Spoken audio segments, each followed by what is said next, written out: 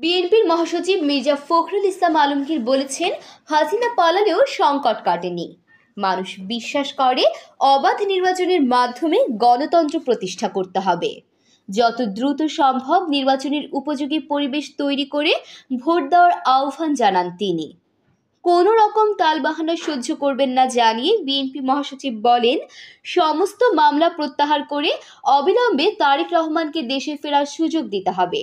BNP নেতাকর্মীদের বিরুদ্ধে দায়ের করা মামলা প্রত্যাহার না হলে কখনো নিরপেক্ষ অবস্থা তৈরি হবে না।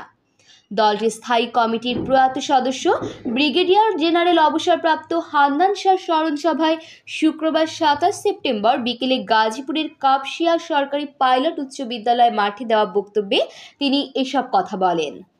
মির্জা ফখরুল বলেন, আওয়ামী লীগ এখনো বিভিন্ন রকম ষড়যন্ত্র করছে, চক্রান্ত করে দেশকে অস্থিতিশীল করতে চাচ্ছে। দুর্গাপূজাকে কেন্দ্র করে বিভিন্ন রকম অস্থিতিশীল পরিস্থিতি সৃষ্টি করতে পারে আওয়ামী লীগ।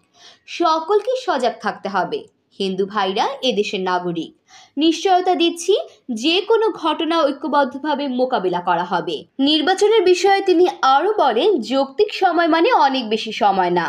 যত দ্রুত নির্বাচন করা যাবে ততই দেশের মঙ্গল হবে।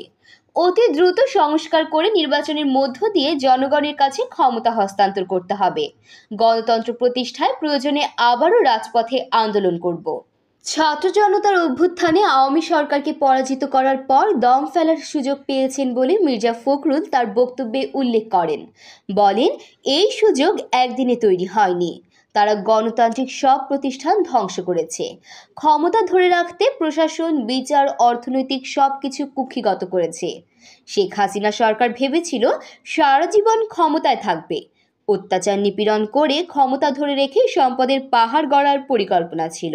যারা একদিন খালেদা জিয়াকে মিথ্যা মামলায় কারাগারে পাঠিয়েছিল, তারাই এখন দুর্নীতির দায়ে কারাগারে যাচ্ছে বলেও মন্তব্য করেন বিএনপি মহাসচিব।